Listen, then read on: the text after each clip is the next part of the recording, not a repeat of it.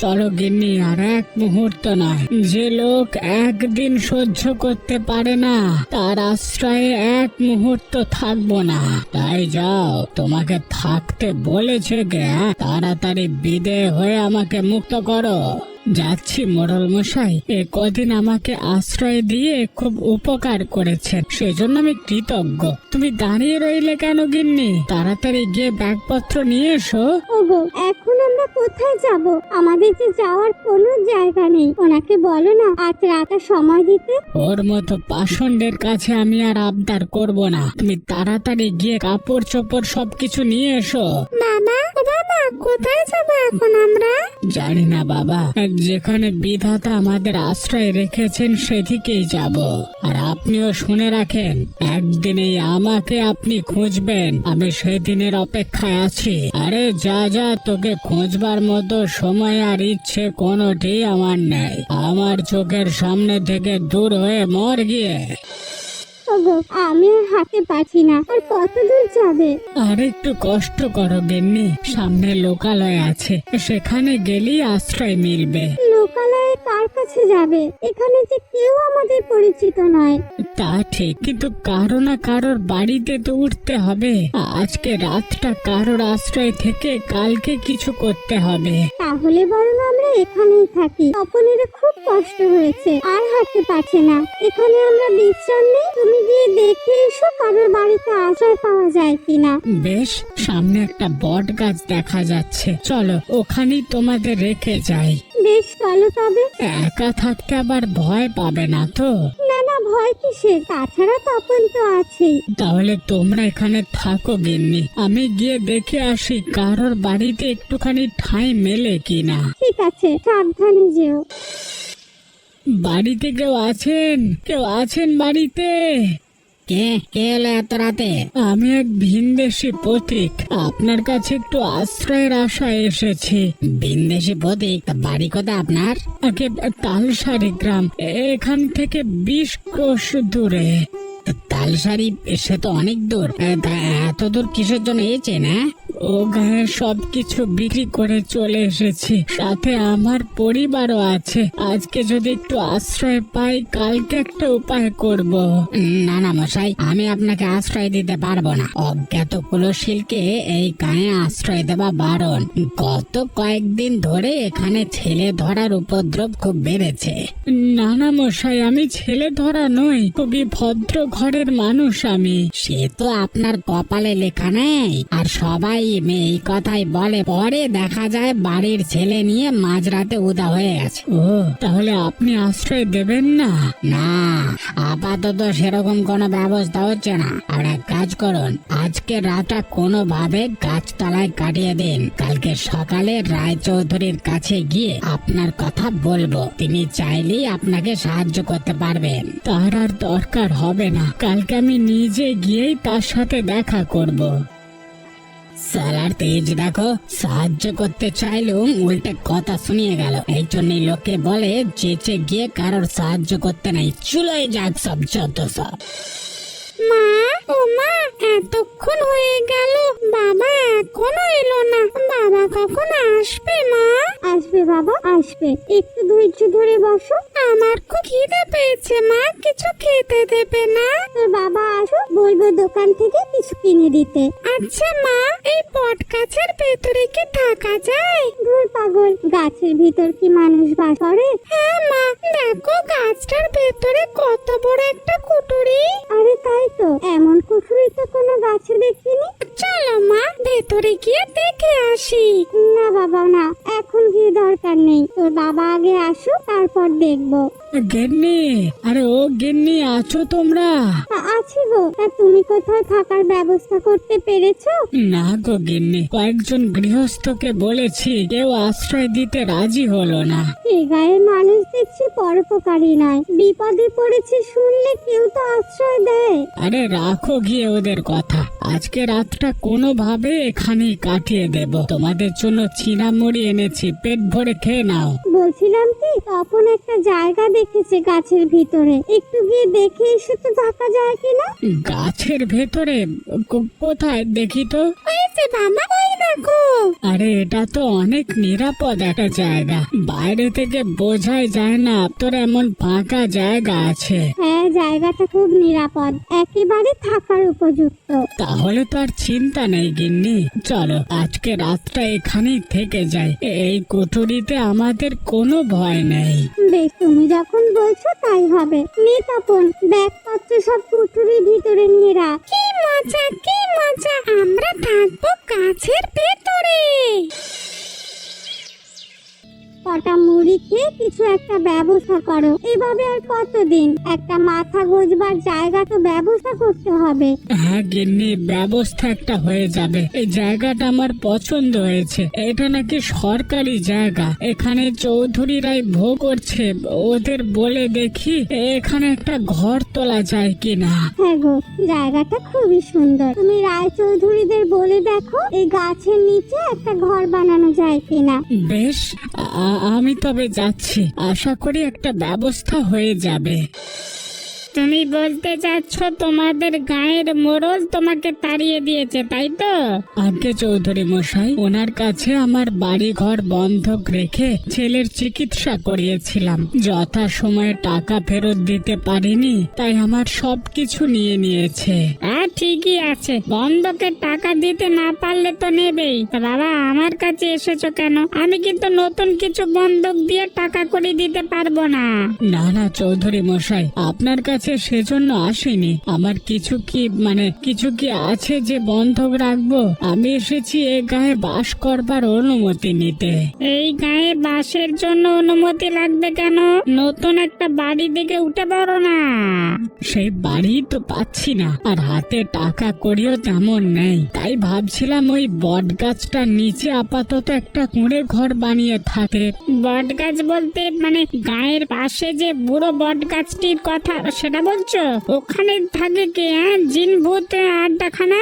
সে নিয়ে আপনি চিন্তা করবেন না, দেখবেন কদিনের মধ্যে সব পরিষ্কার পরিচ্ছন্ন করে একেবারে হাট বানিয়ে ফেলবো। ঠিক আছে, যাও তবে, গিয়ে সব কাজ শুরু করো।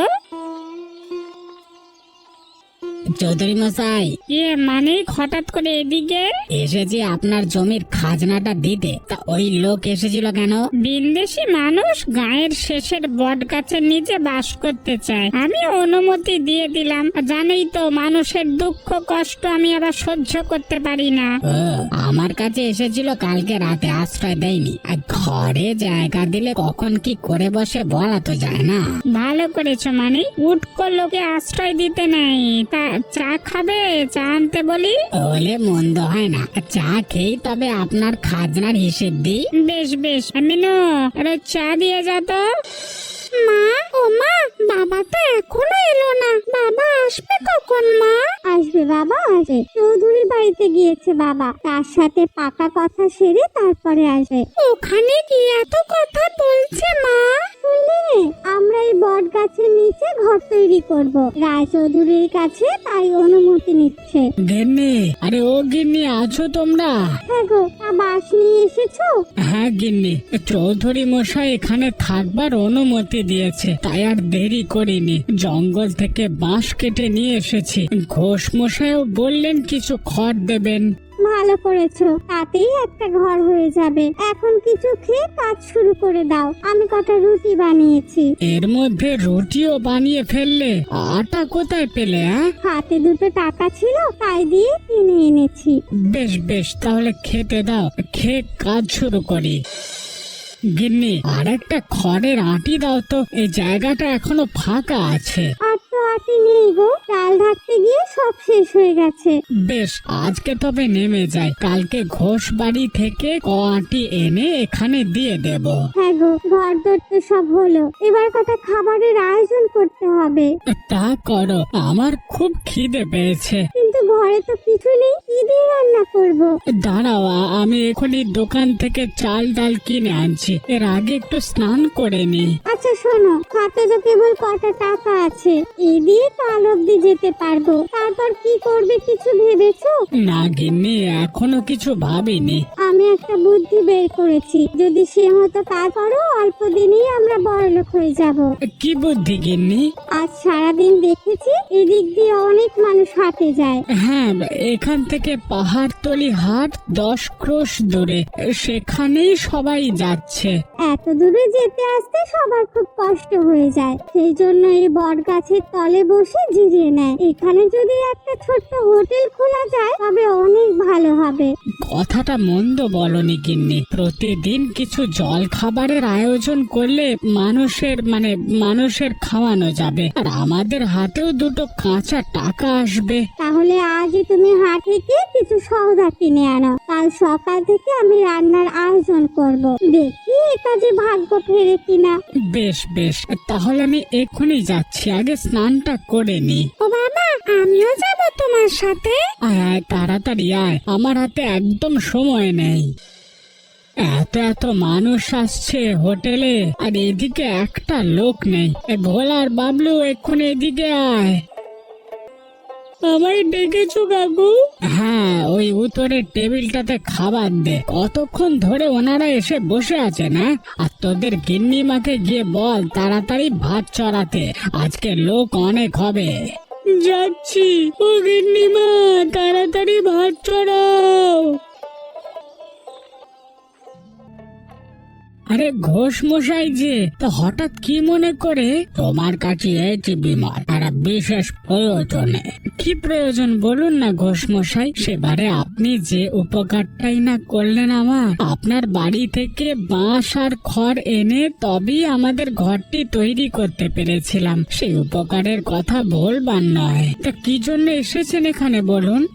আমি তো এতদিন হাটে মিষ্টি বানিয়ে বিক্রি করতাম বাবা, কিন্তু এখন বয়স হয়েছে, হাটে যেতে পারি না, তাই ভাবছিলাম এই কাছে পিঠে কোথাও একটা দোকান দিয়ে বসতে। তোমার এখানে তো রোজ রোজ অনেক মানুষ যাতায়াত করে, তাই যদি হোটেলের পাশে একটা দোকান করবার অনুমতি দিতে। সেজন্য আমাকে বলবার কি আছে, এই জায়গা তো আপনাদের গ্রামেরই, আপনি কালকে থেকে দোকান নিয়ে বসুন না, আমার কোনো অসুবিধা নেই এতে। তুমি আমাকে বাঁচালে বাবা, না হলে আজকে অনেক বড় বিপদে পড়ে যেতাম। মানুষের বিপদেই তো মানুষ কাছে আসবে, না হলে কি মানুষ হয়ে কোনো লাভ আছে? ঠিক বলেছ বাপ, খুব ঠিক কথা বলেছ। এখন তবে আমি যাই, কালকে কথা হবে। উনি এসেছিলেন কেন? আমাদের হোটেলের পাশে ওনার মিষ্টির দোকান নিয়ে বসতে, আমি বলেছি কালকে থেকে ব্যবসা শুরু করতে। ভালো করেছো, ওনার সংসার এখন চলছে না, বুড়ো মানুষ, দূর দূরান্তের হাটেও যেতে পারেন না। সেজন্যই তো বলেছি। তাছাড়া আমার এই বটতলাকে নিয়ে অন্য পরিকল্পনা আছে, এখানে একটি গোছানো হাট তৈরি করব, তাহলে আশেপাশে গ্রামের মানুষের কষ্ট অনেকটা কমে যাবে। এই কাজ করলে যদি মানুষের চোখে লাগে, আমার খুব ভয় করে গো। আমাদের সাজানো গোছানো সুখের সংসারে আর কোনো ঝড় আসুক আমি তা চাই না। আরে না, তেমন কিছু হবে না গিন্নি, তুমি অযথাই চিন্তা করো না, হাট হলে বরং ভালোই হবে। বেশ, ভালো হলেই ভালো, তবে আমি যাচ্ছি, আবার রান্না চড়াতে হবে।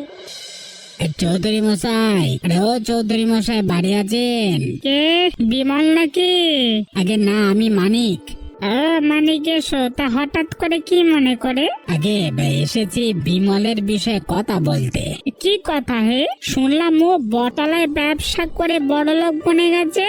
সেই জন্যই তো আপনার কাছে এসেছি কথা। পরদেশের একটা লোক আমাদের গায়ে এসে এত ধনী হয়ে গেল, তা তো মানা যাচ্ছে না। সে কি আমি মানতে পারছি, কিন্তু কি করব বলো, আমাদের কি করবার আছে? যার ব্যবসা সে করছে।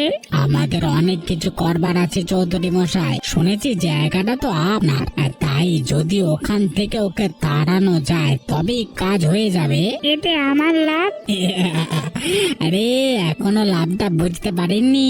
তলায় এখন রোজ হাট বসে, ওকে অপসারণ করলে সেই হাটের সব খাজনার টাকা আপনার হাতে আসবে।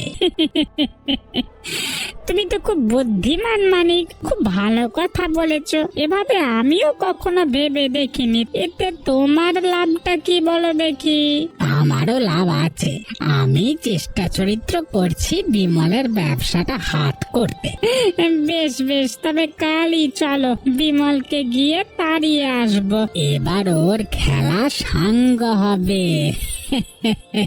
গিন্নি, আরে ও গিন্নি, ঘরে আছো? কি গো, এই সকালবেলা কোথায় যাচ্ছ? বাজারে যাচ্ছি গিন্নি, আজকে সকাল সকাল গিয়ে বাজারটা নিয়ে আসি, দুপুরে অনেক লোকের ভিড় হবে। বেশ, তবে যাও, আমিও ভাত চড়িয়ে দিয়েছি, সকাল সকাল সব রান্না শেষ করে ফেলবো। আচ্ছা গিন্নি, তুমি ভাত আর ডাল রান্না করে রেখো, আর গনি ময়রা আসলে পূর্বের ঘরটা দেখিয়ে দিও, আপাতত ও এখানে বসুক। ঠিক আছে, আমি ঘরটি খুলে দেবো খন। বেশ, তবে আমি গেলাম। যাক, ও বাজারে চলে গেছে, আমি হাতের কাজগুলো সেরে ফেলি। কেউ আছেন? কেউ আছেন বাড়িতে? সে কি, আপনি কে? এখানে কি চান? আমাকে চিনবেন না, আমি ভিন গায়ের। এবারে বিপদে পড়েছি। বিপদ কি হয়েছে আপনার? হ্যাঁ, জমিদারের পিয়ালা আমাকে তাড়া করেছে। আগে দয়া করে একটু আশ্রয় দিন। আপনি কি করেছেন ওদের সাথে যে ওরা আপনাকে প্রাণে মারবে? সে অনেক কথা, আগে তাড়াতাড়ি আমাকে আশ্রয় দিন, ওরা এলো বলে। আচ্ছা আসুন, আমি আপনাকে একটা নিরাপদ জায়গার খোঁজ দিচ্ছি। ওই যে দেখুন, বট গাছটির ওখানে একটা পুকুর রয়েছে, ওখানে গিয়ে লুকিয়ে থাকুন। তো শব্দটি করবেন না, তাহলে কারো সাবধানে আপনাকে খুঁজে বের করবে। আপনি আপনি আমাকে বড় বাঁচালেন। আচ্ছা, আমি এখন যাই, কেউ আসলে বলবেন আমি নেই। হ্যাঁ বিমল, আরে ও বিমল, আছো দেখছি তুমি, তোমার কাছে এলাম। হঠাৎ আমার কাছে কি মনে করে চৌধুরী মশাই? চৌধুরী মশাই একটা গুরুত্বপূর্ণ কথা বলতে এসেছে, তোমার এই বাড়িটা ছেড়ে দিতে হবে। বাড়ি ছেড়ে দেব? সে কি কথা? আপনি না এই বাড়িতে আমাকে থাকতে দিয়েছেন। থাকতে দিয়েছি, কিন্তু সারা জীবনের জন্য দিইনি। এতদিন তো তুমি ভোগ করলে, এখন আমার জায়গা আমাকে ফিরিয়ে দাও। না না চৌধুরী মশাই, এই জায়গা আমি দিতে পারবো না। দরকার হলে আপনি এর সমমূল্য টাকা নিয়ে নিন, তবু এখানে ওকে থাকতে দিন। না না, সে কথা বললে হবে না বিমল, এই জায়গা আমি ছাড়বো না। এটা সরকারি জায়গা, যদি সরকার থেকে কখনো বলে তবে আমি এখান থেকে যাব। তুমি দেখছো অনেক বেয়ারা হয়ে গেছো বিমল। শোনো, আমি ভালোই ভালোই বলছি, জায়গাটা ছেড়ে দাও, নাহলে কিন্তু তোমার বিপদ হয়ে যাবে। হ্যাঁ, আমাদের তো চেনই। এখন তবে যাই। হ্যাঁ, কালকের মধ্যে বাড়িটি ছেড়ে দিও। হ্যাঁ গো, রায়চৌধুরী কেন এসেছিল? আমার সর্বনাশ হয়েছে গিন্নি, ওরা বাড়ি ছাড়তে বললো। সে কি গো, এখন কি হবে তবে? ওই রায়চৌধুরীরা লোক ভালো নয়, যদি উল্টো পাল্টা কিছু করে বসে। সেই চিন্তাই করছে গিন্নি, দেখি কি করা যায়। হয়তো কালকের মধ্যেই আমাদের গাঁ ছাড়তে হবে।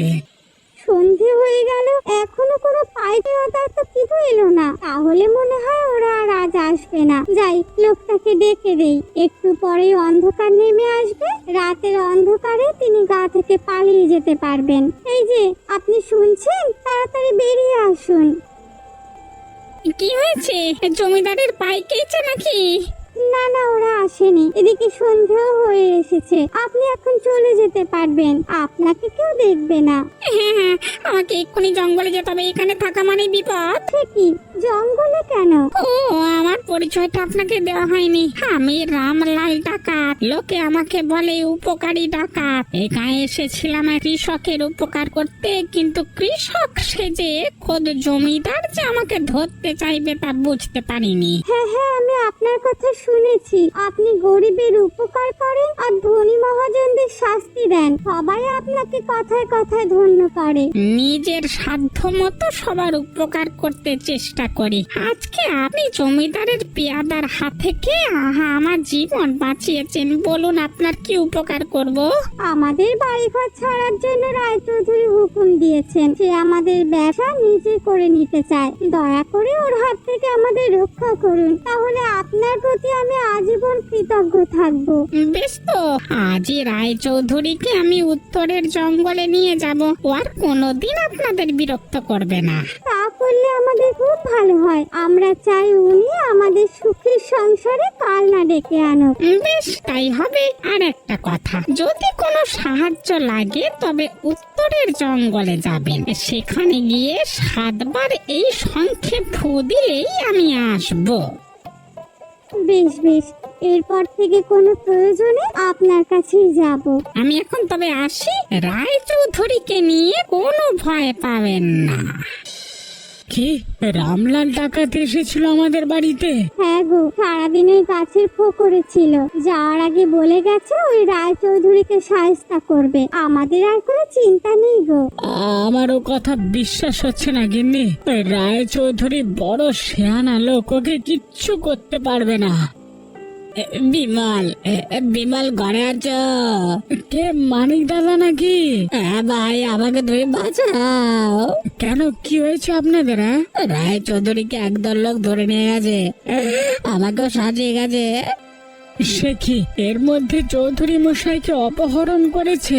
হ্যাঁ ভাই, সেই জন্যই তোমার কাছে এলাম। আমরা তোমাদের কোনো কিছু তার লোভ করবো না।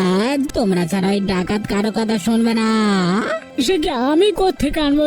ডাকাত কোথায় তাকে নিয়ে গেছে কিছুই তো জানি না। আমি সব বলে দিচ্ছি। মানিক বাবু, আপনি বাড়ি যান। রায়চৌধুরী মশাই ঠিক সময়ে ফিরে আসবেন। আমরা তাকে নিয়ে আসবো। আর আপনার কথার বরখেলাপ হলেই তো বুঝেছেন এর চেয়ে বড় বিপদে পড়তে হবে আপনাকে। না না, আমি আর কোনো ভুল করব না। যাক বাবা, এতদিনে তবে বুঝতে পেরেছেন